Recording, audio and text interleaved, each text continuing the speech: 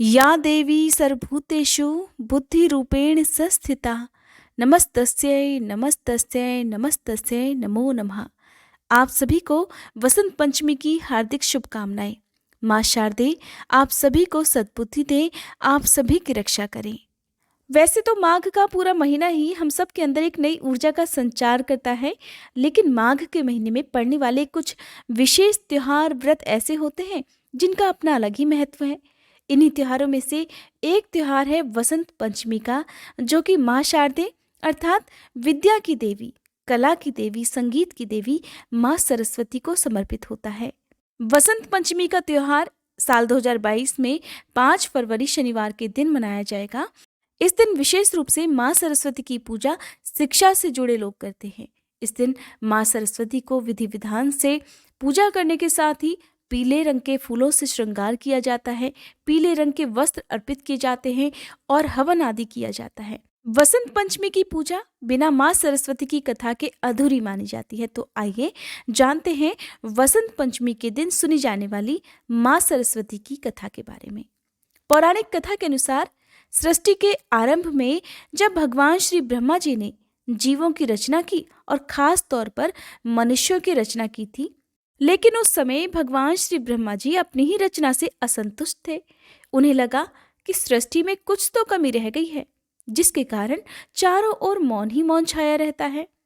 तब श्री ब्रह्मा जी ने इस समस्या के निवारण के लिए अपने कमंडल से जल लेकर अपनी अंजलि में भरा और फिर संकल्प स्वरूप उस जल को छिड़ककर भगवान श्री हरि की स्तुति की।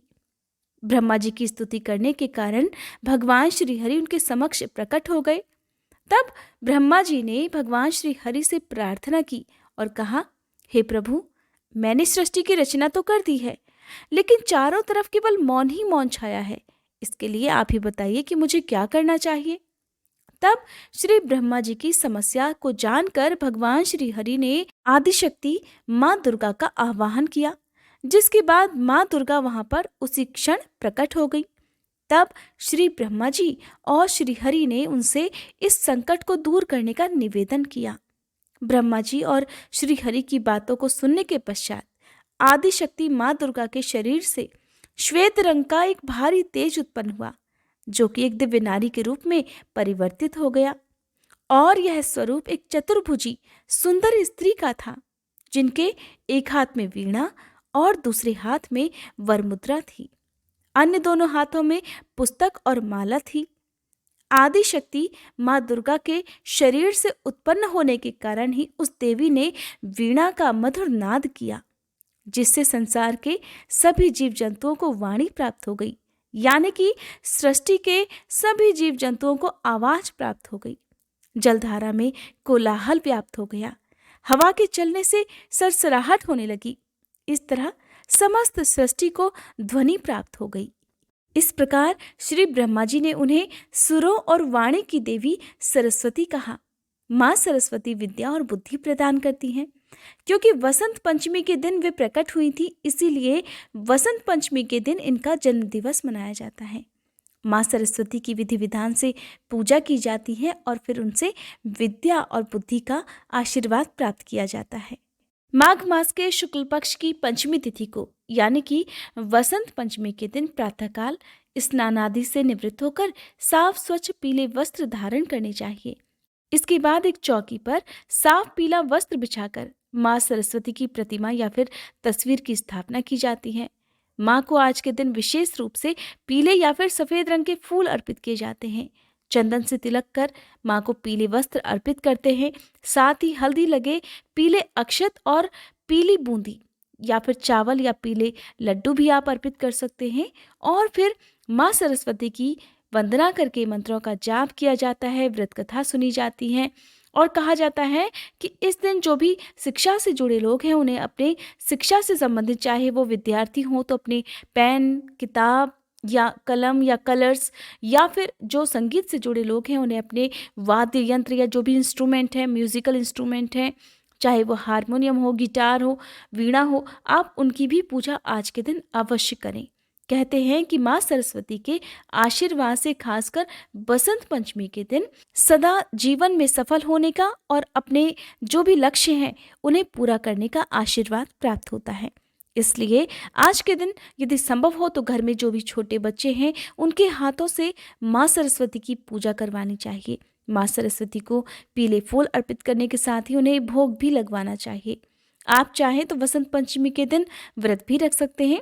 व्रत रखने वाले भक्तों को आज के दिन निराहार रहकर व्रत रखना चाहिए और व्रत की कथा अवश्य सुननी चाहिए। माँ सरस्वती की पूजा करने से पहले भगवान गणेश की पूजा तो अवश्य ही करनी चाहिए। साथ ही समस्त शिव परिवार, भगवान श्री हरि और ब्रह्मा जी की भी पूजा करनी चाहिए, उनका भी स्मरण करना चाहिए। क्योंकि बसंत पंचमी का दिन होता है, चारों ओर हरियाली छाई होती है, इसलिए खासकर आज के दिन अपने घर के आसपास या अपने घर में किसी भी पेड़ पौधे को ना तो उखाड़ना चाहिए और ना ही काटना चाहिए। यानी कि आज के दिन ऐसा कोई भी कार्य नहीं करना चाहिए जिससे प्रकृति को कोई भी नुकसान पहुंचे। इस दिन हो सके तो सफेद या फिर पीले वस्त्र धारण करने चाहिए। गृहस्थ लोगों को ब्रह्मचर्य का पालन करना चाहिए और वसंत पंचमी के दिन किसी भी प्रकार के मांस, मदिरा और तामसिक भोजन से दूर रहना चाहिए। वसंत पंचमी के दिन माँ सरस्वती की पूजा करने के साथ ही अपनी सामर्थ्य के अनुसार कुछ न कुछ दान अवश्य करना चाहिए। आज के दिन यदि आप शिक्षा से जुड़ी वस्तुओं का दान करते हैं, चाहे वो कॉपी किताब हो, पेंसिल हो, कलर्स हो या जो भी आपकी सामर्थ्य है उसके अनुसार आप दान कर सकते हैं। ऐसा करने से माँ सरस्वती प्रसन्न होती हैं।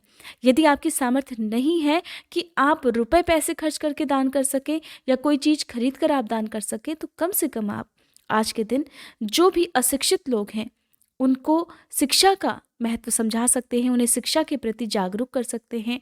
या फिर आपके आसपास ऐसे निर्धन या ज़रूरतमंद बच्चे हों जो कि आर्थिक तंगी के कारण स्कूल नहीं जा पाते हों, तो आप उनकी शिक्षा की जिम्मेदारी भी उठा सकते हैं। चाहे आप थोड़ा सा समय निकाल कर उन्हें मुफ्त में शिक्षा भी दे सकते हैं, उन्हें थोड़ा बहुत पढ़ा लिखा भी सकते हैं।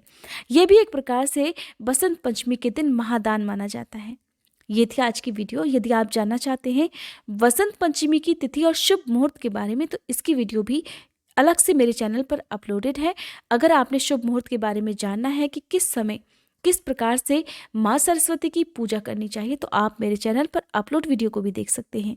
आज की ये वीडियो अगर आपको पसंद आई हो तो वीडियो को लाइक करके कमेंट बॉक्स में जय माँ शारदे लिखने के साथ साथ मुझे ज़रूर बताइएगा कि ये वीडियो आपको कैसी लगी।